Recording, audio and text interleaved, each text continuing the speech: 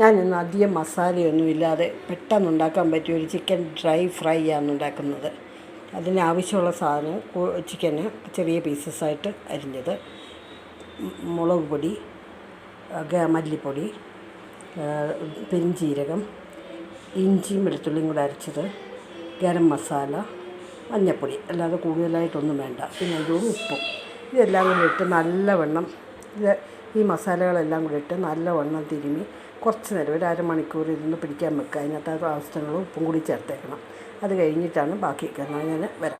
എപ്പോഴും പറയുന്ന പോലെ ഒരു അടി കട്ടിയുള്ള ഒരു ചീനിച്ചട്ടി അടുപ്പിൽ വെക്കുക. അതിനകത്തേക്ക് കുറച്ച് എണ്ണ ഒഴിക്കുക. കുറച്ച് മതി, കൂടുതൽ വേണ്ട. എണ്ണ ഒഴിക്കുക. അതിനകത്തേക്ക് നമ്മൾ കരിവേപ്പില ഇട്ട് കൊടുക്കുക.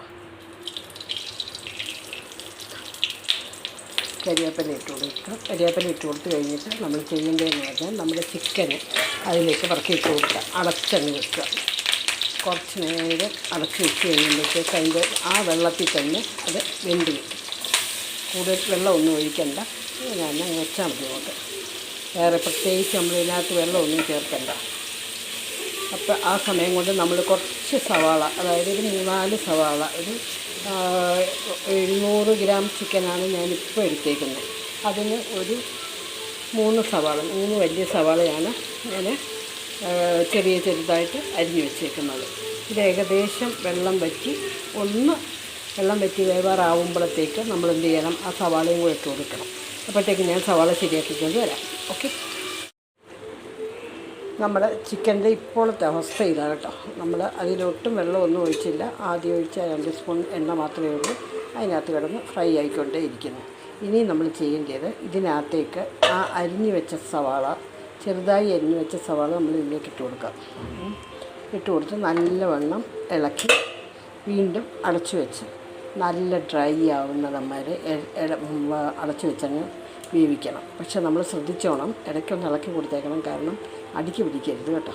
അതുകൊണ്ട് ഇടയ്ക്ക് നമ്മളൊന്ന് ഇളക്കി കൊടുത്തേക്കണം. ഞങ്ങൾ ഡ്രൈ ആവുന്നതും വരെ ആ സവാള മാത്രം മതി. ഇനി വേറെ ഒന്നും നമ്മൾ ഇതിനകത്തേക്ക് ഇടുന്നില്ല. ശകലം മല്ലിയില ഇട്ട്, അത് അവസാനം കഴിക്കാറാകുമ്പോഴത്തേക്ക് ശകലം മല്ലിയില ഇട്ട് ലാസ്റ്റിലിട്ട് നമുക്ക് എടുക്കാം.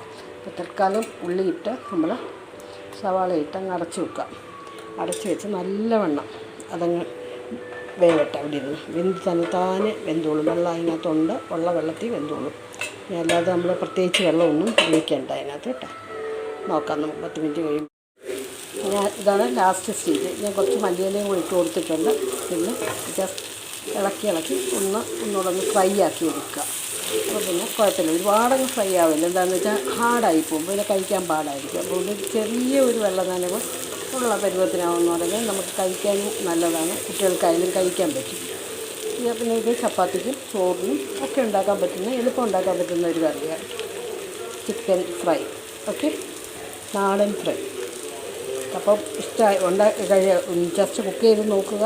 ഇഷ്ടപ്പെട്ടെങ്കിൽ നിങ്ങൾ ഷെയർ ചെയ്യുക, ലൈക്ക് ചെയ്യുക, ദെൻ സബ്സ്ക്രൈബ് ചെയ്യുക എൻ്റെ ചാനൽ. Okay, thank you.